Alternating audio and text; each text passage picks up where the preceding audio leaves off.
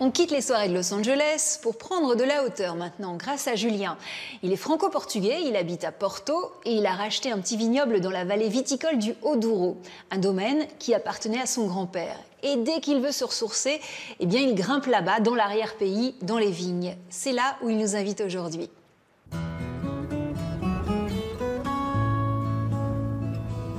Depuis Porto, il faut 1 heure de voiture pour atteindre les vallées du Haut-Douro. Il suffit de remonter le fleuve pour atteindre ces vallées parsemées de petits villages typiques de la région. C'est là que Julien nous attend. Sur ce paysage, ce qui me plaît beaucoup, c'est vraiment les lignes dessinées par la vigne. C'est ces rayons de soleil qui viennent tapisser les flancs de collines.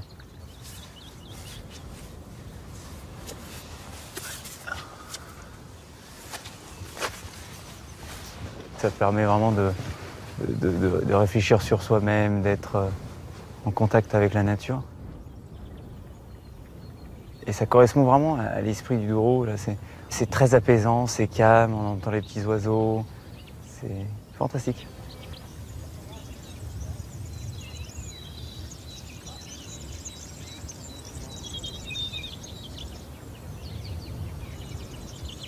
On est au Mirador de San Leonardo de Galafura, un des points culminants du Douro, avec une vue fantastique, très belle luminosité ce matin, ce petit vent frais qui vient se poser sur nos joues.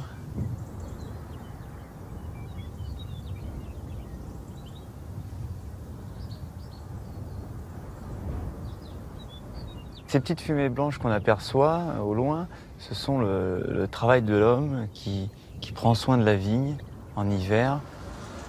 L'homme vient couper les vieilles tiges qui ont déjà donné du fruit pour qu'elles puissent se régénérer. Et elles sont brûlées directement au milieu des vignes et on récupère les cendres pour qu'elles servent d'engrais.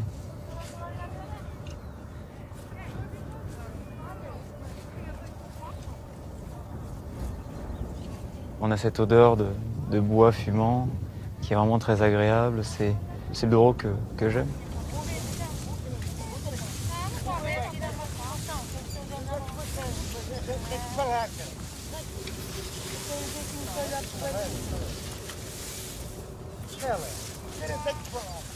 Ça fait aussi partie un peu de mon histoire, puisque mon grand-père était viticulteur, il travaillait la vigne.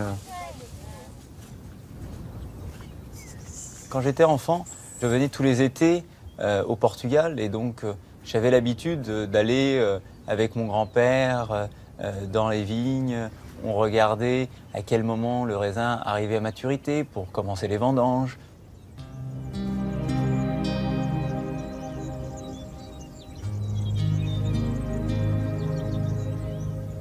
Le Douro est la plus vieille région viticole délimitée et contrôlée au monde. En 1756, le marquis de Pombal, alors Premier ministre du Portugal, a fait poser 335 bandes pour vraiment délimiter et contrôler la culture viticole dans cette région. Ces stèles, c'est une partie intégrante de l'histoire du Portugal.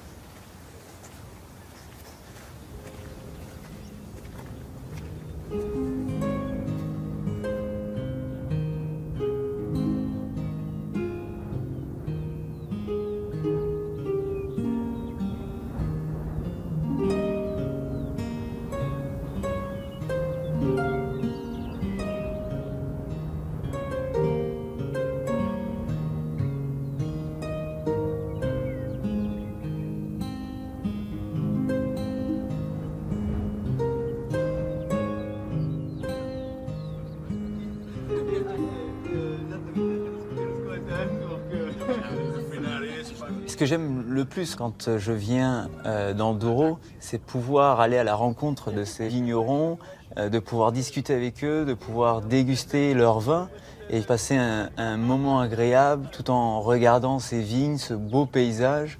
On se sent très bien et ça fait de ce lieu un lieu unique. Pas étonnant que ce paysage soit classé par l'UNESCO au patrimoine mondial de l'humanité.